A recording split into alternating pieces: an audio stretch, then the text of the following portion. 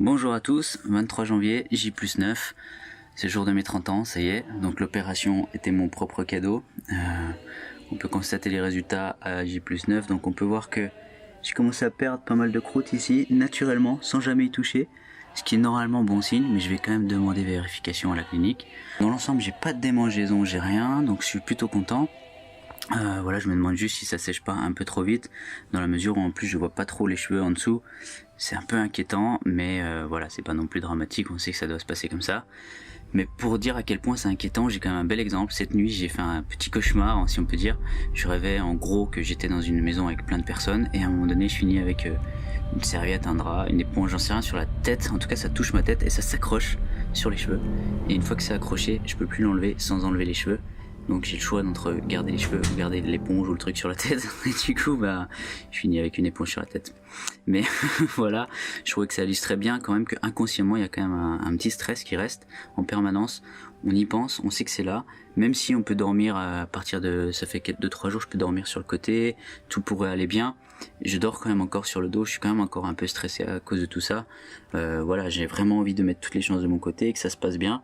Mais dans l'ensemble, je trouve que ça évolue très très bien. Je suis plus gonflé. Bon, c'est toujours un peu la tête bizarre, mais ça c'est naturel, je pense. Voilà, en tout cas, on continue. Je vous tiens au courant demain. Petite update avant d'aller célébrer mes 30 ans comme il se doit. D'abord, j'ai fait pour la première fois parce que j'étais pressé. Je mets la lotion, ensuite je prends la douche et je rince la lotion. Ça fait un gain de temps considérable, notamment parce que demain en plus je vais retravailler, donc il va falloir que je gagne un peu de temps.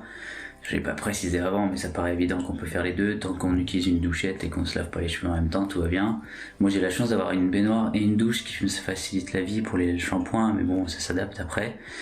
Et voilà, et du coup j'ai hâte d'être à demain. Aujourd'hui je vais aller profiter de mon anniversaire avec ma fiancée. Et d'ailleurs, vous pouvez avoir les cheveux comme ça et ça peut vous prendre 30 minutes de faire votre shampoing. Vous serez toujours en avance par rapport à votre femme. J'ai l'impression, en tout cas c'est cool. C'est quand même pas trop contraignant finalement. Et voilà. Et pour demain, écoutez, on va pouvoir faire les réactions de comment mon environnement de travail réagit à cette coupe de cheveux.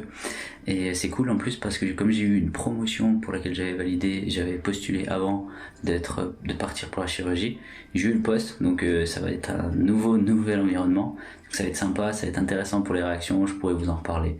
Voilà, allez, à très vite, bonne journée, profitez bien. Bonjour à tous, 24 janvier, J+10, on va être au 9e shampoing du coup ce matin. Je reprends le travail, donc je me dépêche un petit peu. Alors pour le résultat, franchement aujourd'hui c'est vraiment cool. Ça a bien séché.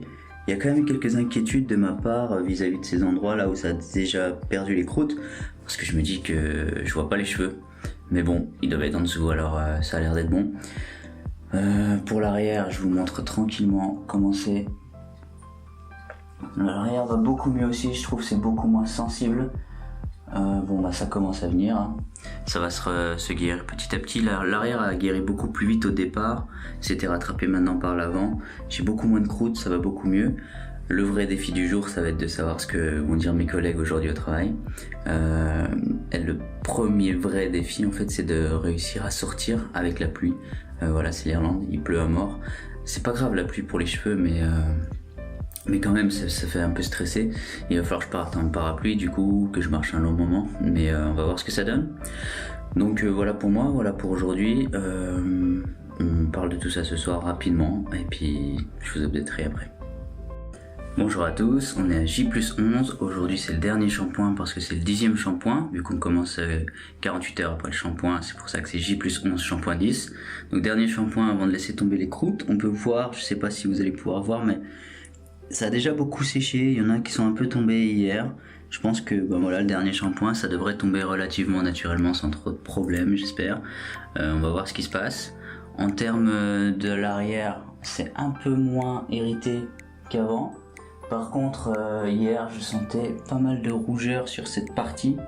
Alors je sais pas, peut-être que le shampoing m'a un peu asséché le cuir chevelu, j'avais un peu mal. Bon, rien de dramatique, mais c'est toujours bien de le souligner pour que vous sachiez. Après on est pas mal, hein, franchement je trouve que ça va. Et notamment hier, c'était ma première journée reprise travail, mes collègues l'ont très bien pris, que j'ai cette tête un peu bizarre. Ça m'a permis un peu de parler de l'expérience, de parler un peu des vidéos, etc. Donc de partager un peu toute l'aventure.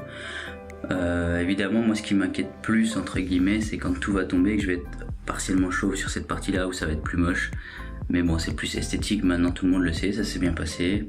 En plus hier il pleuvait, je suis parti en parapluie et tout, pas de problème. Donc franchement tout va bien. Il me reste ce dernier shampoing à faire rapidement, je repars au travail et ce week-end j'ai le temps d'essayer d'enlever toutes les croûtes, de vous filmer, de vous expliquer. Voilà, à plus. Juste pour préciser, on est le dernier jour, dernier shampoing.